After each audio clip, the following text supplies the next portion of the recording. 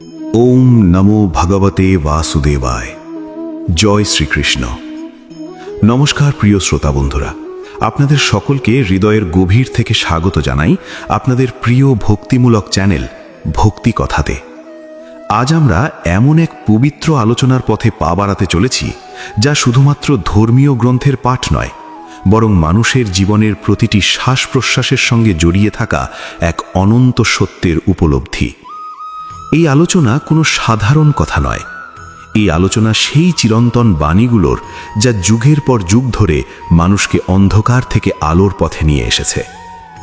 ভগবত গীতা শুধুমাত্র একটি ধর্মগ্রন্থ নয়, এটি একটি জীবন দর্শন, একটি আত্মিক পথ নির্দেশিকা, যেখানে মানুষ নিজের প্রশ্নের উত্তর খুঁজে পায়।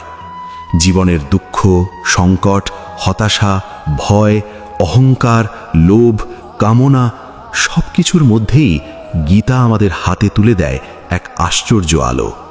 এই আলো আমাদের শেখায় কিভাবে কর্মের মাঝে থেকেও মুক্ত থাকা যায়, কিভাবে সংসারের ভার বহন করেও আত্মাকে কলুষিত না করে রাখা যায়।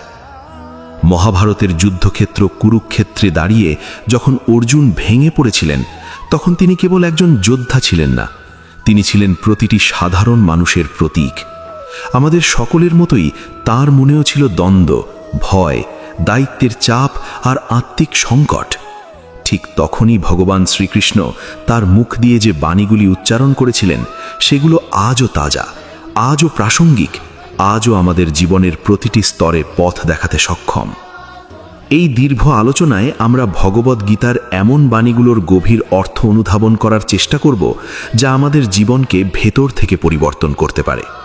এখানে কোনো কঠিন শাস্ত্রীয় ভাষা নয়, থাকবে হৃদয়ে ছুঁয়ে যাওয়া সহজ ব্যাখ্যা। কারণ ভক্তি তখনই পূর্ণতা পায় যখন তার হৃদয়ের গভীরে প্রবেশ করে। মানুষ আজ উন্নতির শিখরে পৌঁছেও কেন অশান্ত? কেন এত সুযোগ সুবিধার মাঝেও মন ভরে না? কেন সম্পর্ক, অর্থ, সাফল্য সব কিছু থাকার পরেও মনে এক অজানা শূন্যতা কাজ করে? এই সব প্রশ্নের উত্তর ভগবত গীতার বাণীর মধ্যেই লুকিয়ে আছে। গীতা আমাদের শেখায় বাইরের জগৎ নয়, আসল যুদ্ধটা ভেতরের। মন, ইন্দ্রিয়, অহংকার আর অজ্ঞানতার সঙ্গে যুদ্ধ জয় করাই আসল বিজয়। ভগবান শ্রীকৃষ্ণ আমাদের কখনো বলেননি সংসার ছেড়ে পালিয়ে যেতে। তিনি বলেছেন, নিজের কর্তব্য পালন করো, কিন্তু ফলের আসক্তি ছেড়ে দাও। এই একটিমাত্র বাণীর মধ্যেই জীবনের সবচেয়ে বড় রহস্য লুকিয়ে আছে। আমরা কষ্ট পাই কারণ আমরা ফলের সঙ্গে নিজেকে বেঁধে ফেলি। আমরা দুঃখী হই কারণ প্রত্যাশা পূরণ না হলে মন ভেঙে যায়। কিন্তু যদি কর্মকে ঈশ্বরের উদ্দেশ্যে উৎসর্গ করা যায়, তাহলে সেই কর্মই সাধনা হয়ে ওঠে। ভগবত গীতা আমাদের শেখায়, আত্মা কখনো জন্মায় না, কখনো মরে না। দেহ নশ্বর, কিন্তু আত্মা চিরন্তন। এই উপলব্ধি যদি সত্যিকার অর্থের হৃদয়ে প্রবেশ করে, তাহলে মৃত্যু ভয়, হারানোর ভয়, ব্যর্থতার ভয় সবকিছু ধীরে ধীরে ক্ষীণ হয়ে যায়। মানুষ তখন পরিস্থিতির দাস নয়, বরং পরিস্থিতির সাক্ষী হয়ে ওঠে। আজকের সমাজে মানুষ খুব সহজেই ভেঙে পড়ে। একটু ব্যর্থতা, একটু অপমান, একটু কষ্ট, এই সব কিছু মনকে দুর্বল করে দেয়।